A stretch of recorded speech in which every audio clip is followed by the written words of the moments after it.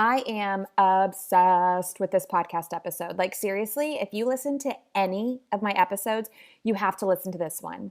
And I hope it doesn't turn you off because it's about sales. And I know so many people don't like sales, but the fact of the matter is, if you're not making sales, you don't have a business. You have to be getting paid to have a business and not a hobby. And when I started my business, I hated sales. And now I still don't like it, but it is something that I have learned because I have to learn if I'm going to be in business. And I've also hired somebody to take a lot of that work off of my plate because I would rather be doing other things. And we are going to get into all of it with Nikki Rausch. She is the founder and CEO of Sales Maven. And before we get into it, I'm going to give you a URL to visit, a Closing the Sale ebook. And after listening to this episode, you're going to want to get it. If you don't want to now, head to yoursalesmaven.com/mediamaven to get your hands on the ebook. yoursalesmaven.com/mediamaven. I am going to put this in the show notes if you're driving or working out or whatever it is that you do while you're listening to the Become a Media Maven podcast. But definitely check it out. It is a free ebook, and this girl has the most amazing tips on selling, and it's not what you think it is. And it's going to make selling a lot more fun for you. I promise.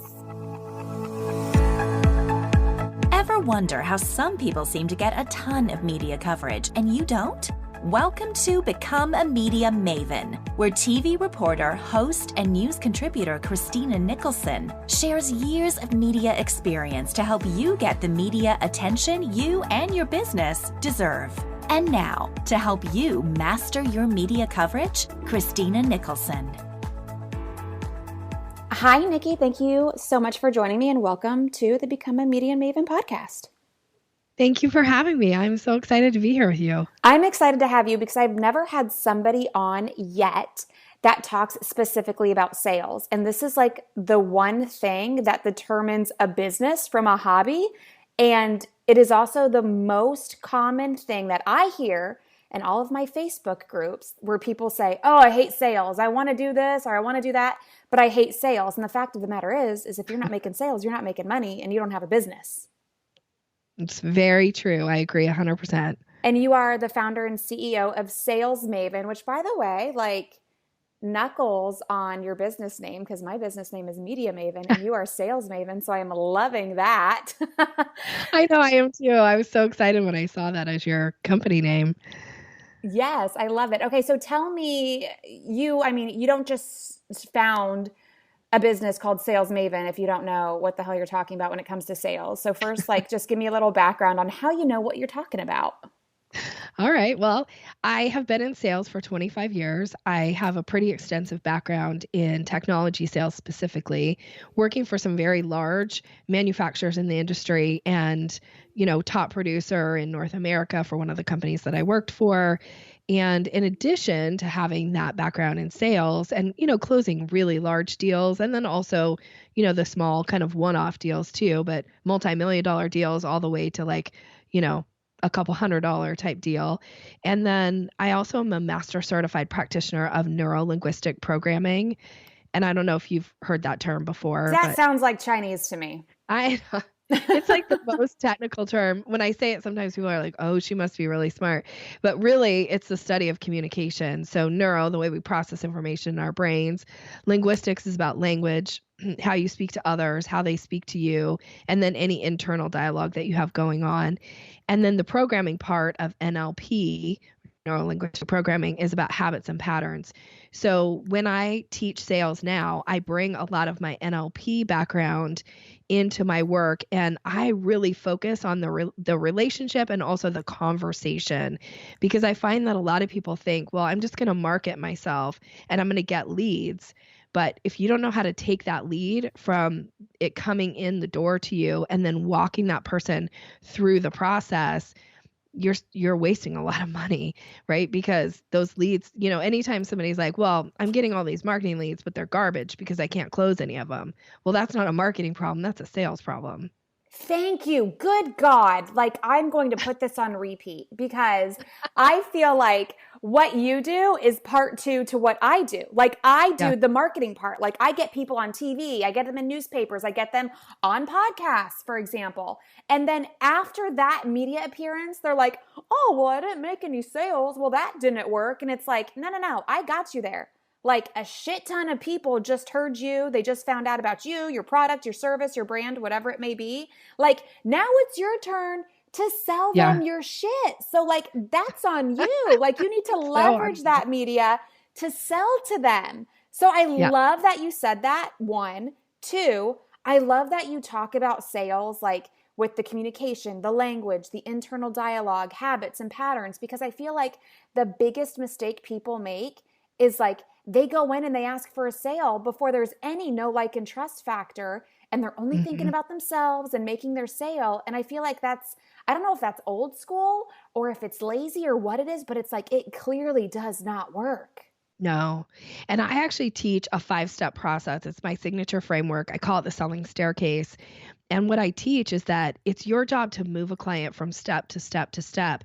And it doesn't go from introduction to close. Like when you do that, if you go in and just say like, do you want to buy from me? Or I have something and you need it. And this person's like, what? Who are you? And why are you selling to me? You're skipping steps in the process. And when you skip steps, you either confuse, frustrate, or frankly, like tick people off because they're like, you don't have permission to sell to me. You don't even know me. And you're just coming on this strong. And so it really turns people off. So I do think it's a little bit old school, this idea of like coffees for closers, right? Like anybody who's been in sales has heard about this, the Glenn Ross movie where Alec Baldwin is, yelling at his team, like coffees for closers. And so in a way, people just think, well, I just have to close. Well, if you miss all these steps and you go right to close because you don't know what you're doing or you think that's going to be easier for you, you're actually wasting precious opportunity with people that you could legitimately earn their business, but because you're rushing the process and because you're not being careful with the way you communicate with them, you're just like completely setting yourself up for the fact that they will never buy from you. Okay. I love this. And you have a book called Selling Staircase, correct? Mm-hmm. Yep. Okay. Yep. Can you give us a little piece of the book? So you said there's a 5-step process. Can you walk us through those 5 steps? Yes, absolutely. So the steps are, the first step is the introduction step. So that could come from this media appearance where people are being introduced to you for the first time, but it also can come when you're at an event and you're meeting somebody for the first time, or maybe somebody who's known you for a long time, introducing the concept of potentially working together. So what you do in this introduction, it's all about making a positive first impression. And then once you make a positive first impression, it's easy to go to step 2, which is create a little curiosity about who you are and what you do. Because we often don't know when we're in a conversation with somebody, is this a potential client or not? Or is this person interested in what I offer? And this is probably the most misstep in the selling process because most people are like, well, I don't know how to create curiosity, so I'm just going to skip it. But if you skip it, they don't give you any type of buying signals, which usually happens when you start to create a little curiosity. People start to want to know more. They ask questions. That is a potential buying signal. And so once you get that buying signal, it's easy then to move them to step 3, which is the discovery. And that's your job in the discovery, is to understand what's their problem, what's their need, what's their want, and set yourself up so that you're asking questions that lead the person to hiring you. You're not selling in the discovery. What you're doing is asking strategic questions that set you up for success, and the client too, because you might find in the discovery process, like, this is not an ideal client for me. So then I always say, like, bless and release those people. But if it is an ideal client for you, you want to be able to then ask permission to move to step 4, which is proposal. And that's where you actually lay out an offer for somebody based on what you found out in the discovery. If you just go right to proposal and you skip discovery, you might completely miss the mark in what you're laying out for them or how you're laying it out for them. Because in the discovery, you're hearing all their language, you're hearing like their really how to earn their business, because if you're asking the right questions in the right way, you're getting all these like nuggets, this gold nugget of information on how to earn their business. So once you get to proposal, you clearly lay it out. And then of course, the logical step after step 4 is the close. And that's where you issue close language. And if you never get to the place where you get to issue close language because you skip all these steps, or if you just go right to close, then again, you're not going to earn somebody's business. But if you do this 5-step process well, by the time you get to the close, it's almost always a yes, because you've done such a great job of building rapport along the way, understanding their need, and then delivering back a proposal that completely is in alignment of what their need is. This is so good. And you are so right. People skip all of these steps. And I speak from experience of being a LinkedIn loser. Not loser. Oh my God, a user, a LinkedIn user. Too many L's there. Because I am on the receiving end of so many people who make a connection and then they go from introduction, hi, I'm so-and-so, straight to the close. They skip 2, 3, and 4. And 9 times out of 10, it is somebody wanting to sell me a service where they will create an app for me. Like, clearly you know nothing about me or my business, because the last thing that I need to be spending any time or money on is an app. Yeah. And then the second thing that I get a lot is from people who do SEO, and they're like, we will get you, we guarantee, which first of all, red flag if anybody guarantees you anything. They guarantee getting me on the front page of Google. So now my response, now I'm just going to have fun with these people. My response to all of these SEO experts now is, okay, great. What do I need to Google to find you on page 1? Because if you're going to guarantee me a spot on page 1, then surely you're on page 1 for something. So that usually shuts them down real quick because they're not on page 1 of anything. So that's my response for those people. Response. Yeah, that's my response for them. I should do that with the app people. Okay, great. What's your app? Where's your best-selling app? Let me know. Because I think you should totally be practicing what you preach. And I say that all the time on this podcast. Like, if you're going to sell something, you better be damn good at what you're selling, and you better be like your own best case study. Yeah, I totally agree. I always say, like, I walk my talk, and I don't ask my clients to do things that I don't do. Mm-hmm. I don't teach things that I don't do in my process. And as a matter of fact, because I have been doing this for so long, I love to play and test things. So sometimes I'll test and do the opposite of what I teach just to reconfirm it doesn't work. Like, I don't do that often, but if I don't want to work with somebody, I'll usually like start to get playful. They don't know it, but it allows for me to test my work all the time. So I'm in constant research mode, like what works, what didn't work, and why. Like, why did this work here and didn't work here? Yeah. And then I feed that information back to my clients. So it's constantly evolving. Like, my trainings are constantly evolving, and I'm adding new pieces and new language suggestions for them of things that I'm like, okay, when you're in this situation, this is what you say, this is how you say it, and this is why it works. And then they go out and test it, and they're like, oh my gosh, this totally worked, right? And so it's this constant like learning laboratory. I do the same too. Like, I always try something out for myself because I get pitched a lot about different kinds of marketing services. And I'm always like, okay, well, let me try this on myself first to see how it works. And then I will, offer it to my clients if I like the way it works on me. I do the same thing.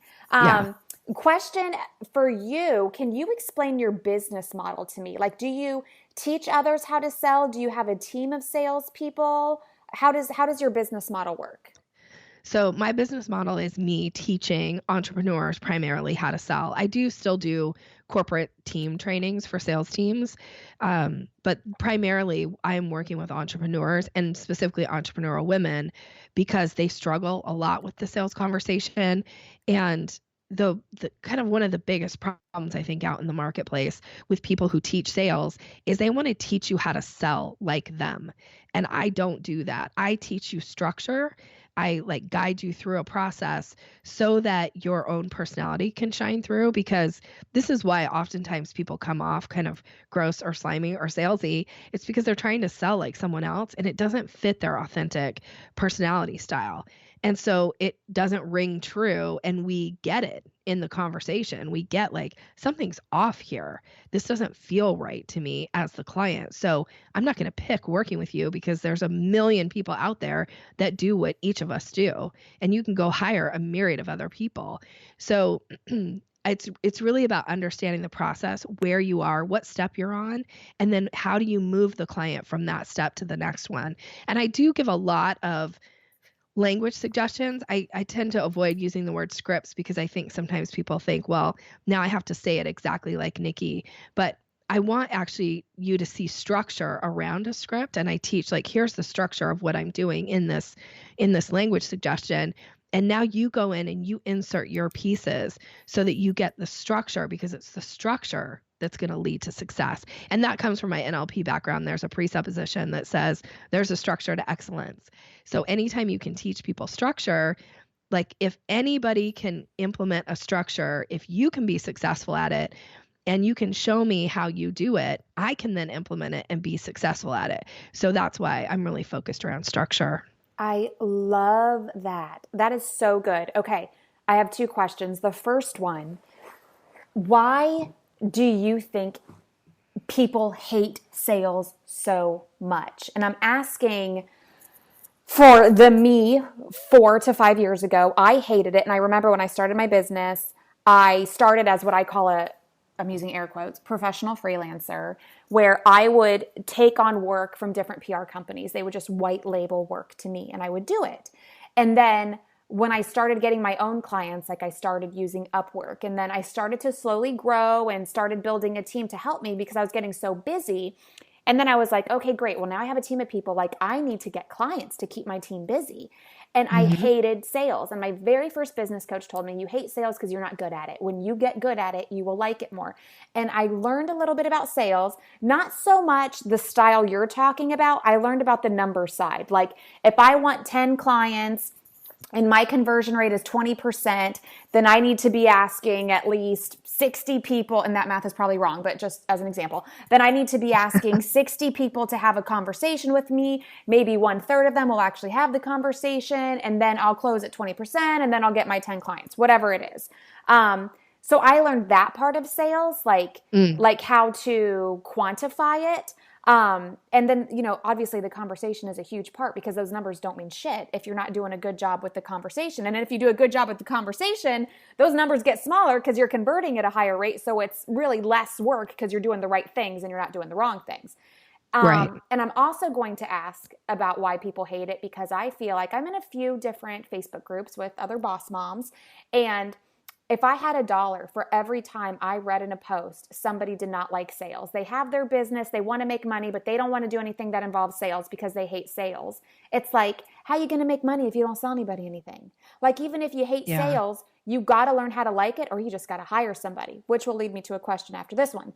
But why do you think people hate sales?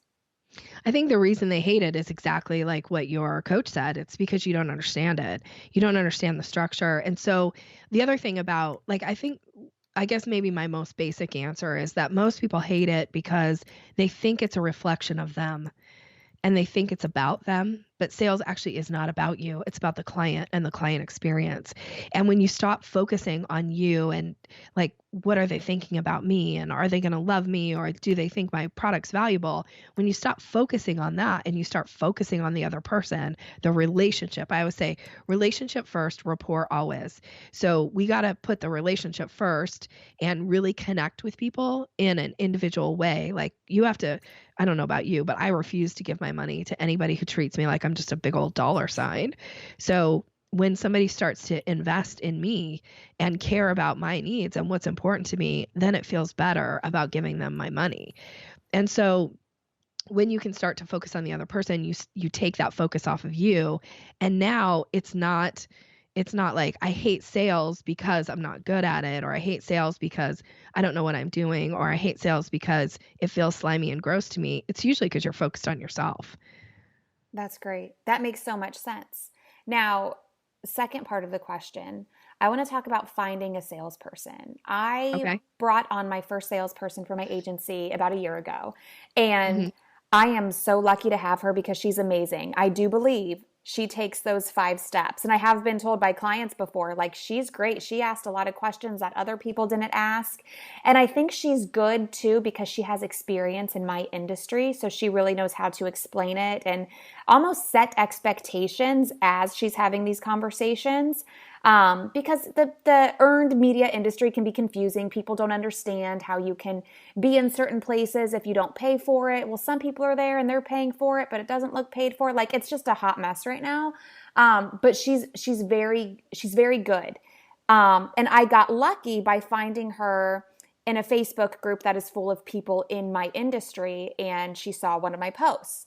However, before I posted in this Facebook group, I was creating ads on Indeed, creating ads on LinkedIn, and the responses that I got were so bad. And then I remember I got a couple people on the phone, and between them not understanding my industry and then just wanting to be like cold callers, it was like, I was like, oh my gosh, how am I ever going to find a salesperson? So like for people who were in my position last year, before I found my amazing director of growth is her title, before finding her, what do you suggest for people to find a good salesperson? Because they are hard to find. They are. So there's 2 traits that make somebody a good salesperson, and they could be like really all one or the other, or they might have a little bit of a mix. And so you do need to ask questions that help you identify. So good salespeople are either driven by money or they're driven by recognition. And if they don't have either of those traits, like if there's somebody like, I don't really need to be recognized, or I don't need to be paid for the, like, I don't really care, like I just want a paycheck, those are not good salespeople. Your salespeople should be like incentivized to sell more, and then they make more. So driven by money or recognition. And sometimes it actually will behoove you to bring on a few salespeople versus just one, because now they have people to compete with, and good salespeople are competitive. So you need to kind of find that person who has that drive. And then the other thing that makes a good salesperson is they treat whatever the business is like it's their own business. So they do want some autonomy, and they want the ability to like go out and make decisions and take care of the client in the way that they know is going to work for them. And if you're not willing to give them autonomy, if you don't know how to drive performance by the way that you pay them and, you know, the commission structure, then oftentimes they'll start to flounder, or they'll be so frustrated with working with you that they'll go find someone else who will feed that part of them. I love that. So my director of growth, she gets paid a base salary, and then she has a sliding commission scale. So if she gets, you know, between, you know, percentages change based on how much business she brings in. So obviously the more business you bring in, the more money you make. And I have heard before to bring in multiple salespeople so they can compete with each other. I have not yet done that. But how do you suggest doing that so they're competing against each other, but in a healthy way, and they're not stepping on each other's toes? Like, how do you make sure there's no overlap between the work that they're doing?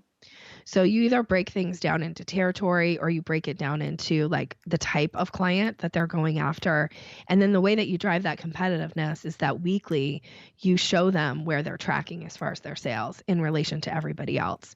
So you got to be putting out a sales report every week so that they see where I am, because what you really want is you want number 2 to try to beat number 1, and you want number 3, depending on how many people you have, to try to beat number 2, because it drives everybody's sales up. I like that. Okay, so what should be on this sales report each week? How are you tracking their behavior?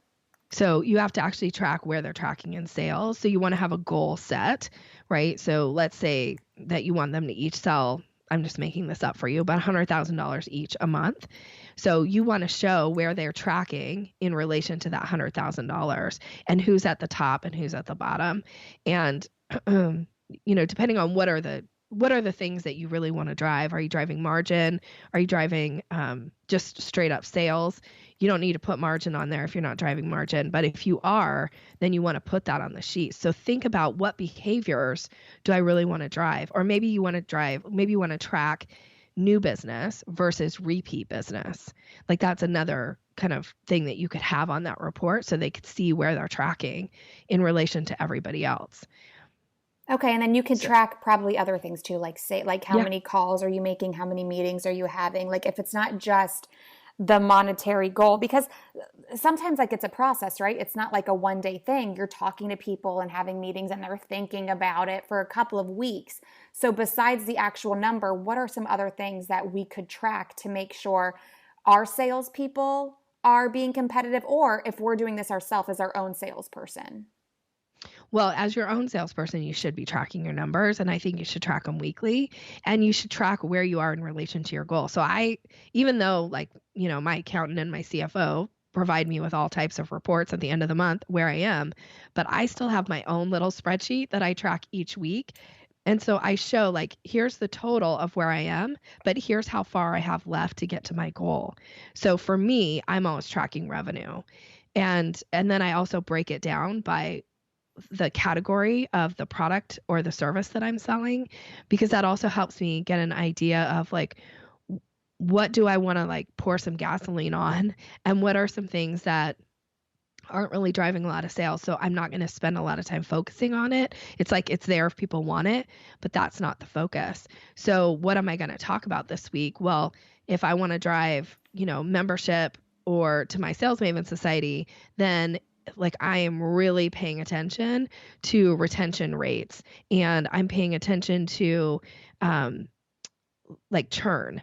And so I think it really kind of comes down to, I tell you, because I did this for a long time. I was a sales manager of 25 salespeople for years, and we used to track number of calls. And I will say, from all of my years of doing that, it isn't something I would track today, number of calls, because it's not about quantity, it's about quality. Mm-hmm. And so instead of trying to get them to make 40 calls a day or 50 calls a day, which is what we used to track, I would find like people could just pick up like you can kind of fake that stuff, frankly.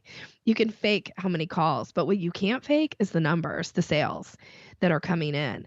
So you could also have them tracking like what are potential opportunities that are out there, and having that on the list, and where they think from a percentage wise, like where are they in the process? Are they still in the curiosity creating phase?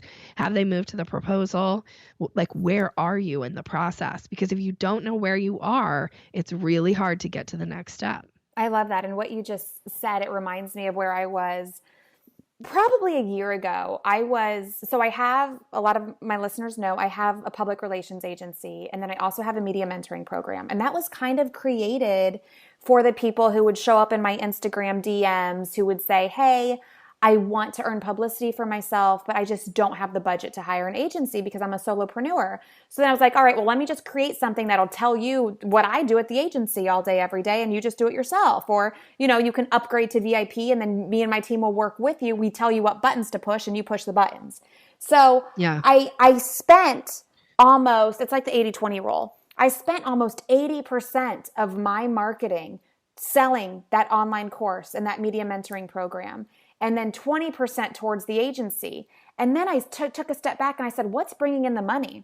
80% of my money was from the agency, and 20% was from this online course. And I think it's because the buyer is just so different. Like in my mind, I thought, oh, this online course is less than $1,000. That's going to be easy to sell, versus an agency client. They're paying thousands each month, and they're committing to at least a 6-month contract. But the headspace of the person buying is so different. Like the business owner, they're already established, they're making money, they've taken risks, they have a different money mindset than the person who's going to buy an online course for $9.97. They're scared shitless to spend $9.97 because they're afraid that they're not going to get the money back. They don't think they're ready for it, coming up with every other excuse in the book. So then I was like, oh my gosh, why would I spend time trying to sell something for $9.97 when it's so much easier to sell something for a few $1,000s that's recurring revenue every month? So I don't want to say I stopped promoting my online course and my mentoring program. I mean, people know I still have it. And I'll obviously, like, hello, send me a DM. We can get you enrolled today. We'll help you out. But I am not spending my time marketing something that is harder to sell at a lower price point than something that is much easier to sell at a higher price point. It's not smart marketing. No. I mean, the only time it's smart, I think, to sell something that's a lower price point is when there's opportunity for them to pop out into other offers to you. So, for instance, like I focus pretty heavily on growing my Sales Maven Society, which is my membership. And that's kind of that low cost investment to like dip your toe in the water with me, get access to my training courses, get access to me in a private group. But those people don't just sit there. I mean, some of them do, but most of them, you get in there and you're like, oh, I kind of would like to work with Nikki privately. So then they become private clients, or I want to take her masterclass. So now I've signed up for that, or I put out some kind of a promotion and they're all over it.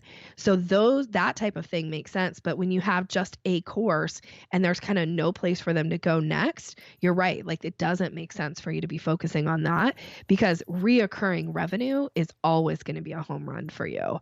And like you said, it's a different mindset for people who are used to investing and also come with this idea. Like this just happened to me last week. This is very much last month, but very much my mindset. Like if I spend money on something, I expect for it to make me money. And I spent a huge chunk of money last month on something. And so the very next day I was like, well, now I need to come up with something to earn my money back. And I actually did something that gave me times 9 what I spent.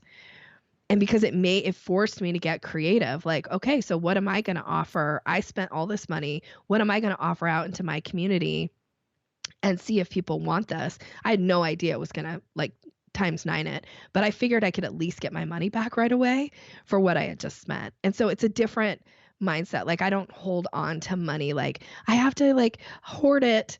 I can't spend it. I truly believe like I'm always willing to spend money to make money. Oh, 100%. Now, I am like that now, but when I started my business, I had money mindset problems that I did not know I had. So were you always like that coming from sales, or are you like that now because you have a successful business and you've already changed your money mindset since starting? I mean, probably I had a little bit when I was starting out because it was I was in a very different place in my business.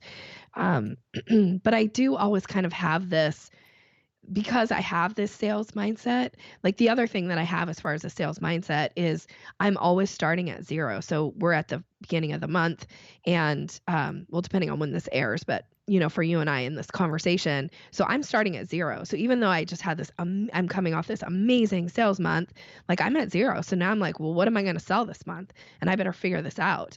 And so I think it's a little bit of a salesperson's mindset. Like I'm not afraid to spend money, and I'm also not afraid to like figure out how I'm going to make money.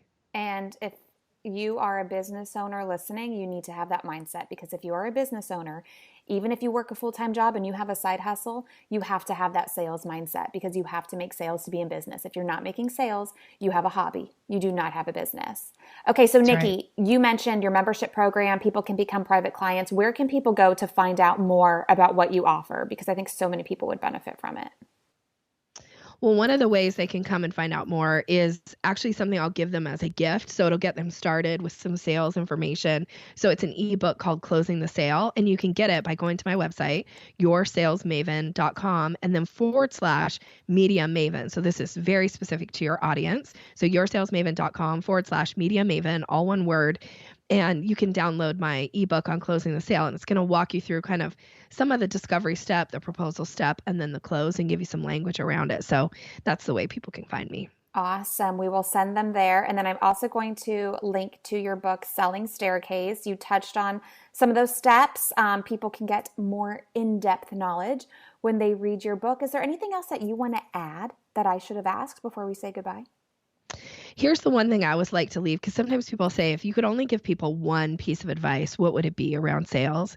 And I will say my piece of advice is always to invite people to the next step with you. Don't think that they're just going to get there on their own, and don't be afraid to invite somebody to work with you. I love it. Thank you so much. You're amazing. This was Thanks for having me. Amazing. I think it's so helpful for so many people. Like I said, so many people don't like sales, but it's like tough shit. You have to like it and make sales if you want to be in business.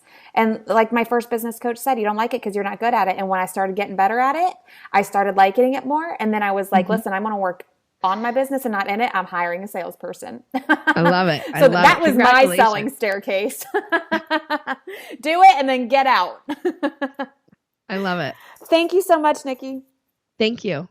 Make sure you head to yoursalesmaven.com/media maven, all one word, to get the Closing the Sale ebook.